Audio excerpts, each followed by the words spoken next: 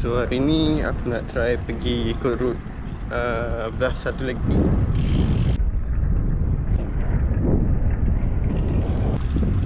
So tengoklah jalan mana nak ikut hari ni.